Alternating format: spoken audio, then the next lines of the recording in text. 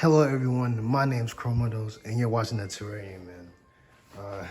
Today we're going over a Home Depot haul where I got some watermelon, some seedlings.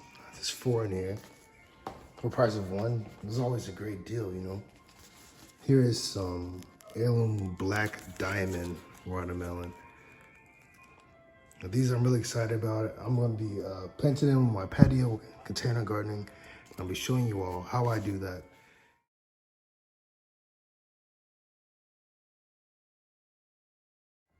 It's something I found. I thought it'd be a great addition to my yard. It's a bit too big for the terrarium I have right now, the 50-gallon. But yeah, I'm gonna find somewhere to put it. Here is another bromeliad that I just could not pass up on, because they don't really need roots. They'll grow wherever you stick them. So this is 5 for the price of 1. Always a steal at Home Depot. Okay. Now that we've gone over the haul, I'm gonna show you all how I prepare my containers for these watermelons. I like to keep my mixes fairly simple. I've got peat moss to help retain moisture and kind of take up space so it doesn't become compacted, the soil. I use vegetable and herbs, garden soil, Miracle-Gro, and topsoil. I mix it all up. A lot of people use perlite. I just won't be using it this time. So let's get straight to it. So you see what I'm using. I like to try to aim for about 1/3 of each in each pot. This right here is a 5-gallon fabric pot I bought off Amazon.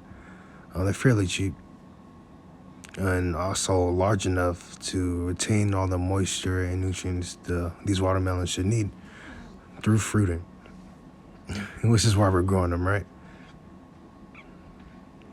So there's no fancy way you have to put them in, as long as you get them in and it's an even amount of each, so it's not one of too much. I like to split the soils up because the topsoil has more bark and solid wood pieces in it that will degrade over time and release nutrients into the soil, because the plant definitely won't be using it right now in the early stages. Peat moss is really important because it retains the water and keeps the soil fluffy so it doesn't get too compacted. This quickly become a favorite of mine in my container gardening.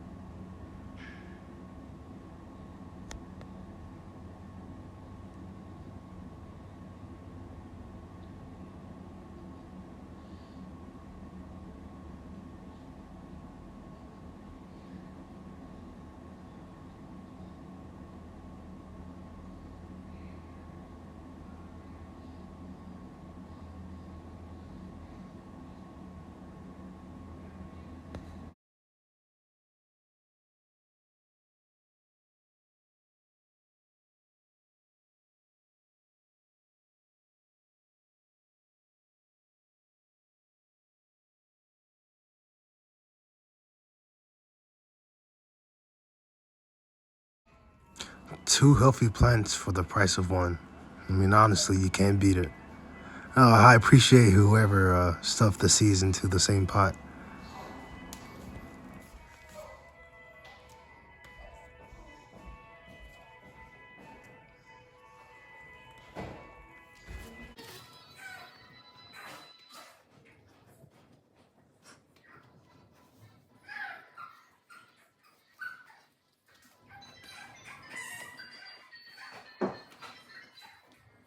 Okay, I've done that. I'm gonna do that about 5 more times and show you all the finished product. And now, so with the normal watermelon, I decided to do things a bit differently. So instead of them getting their own 5-gallon pot like the other watermelon did, they're going to share this one and see how they grow. And here you have it, the finished product of these 5-gallon grow bags, mixing them up to make the perfect substrate to have big, huge watermelons at the end of the summer.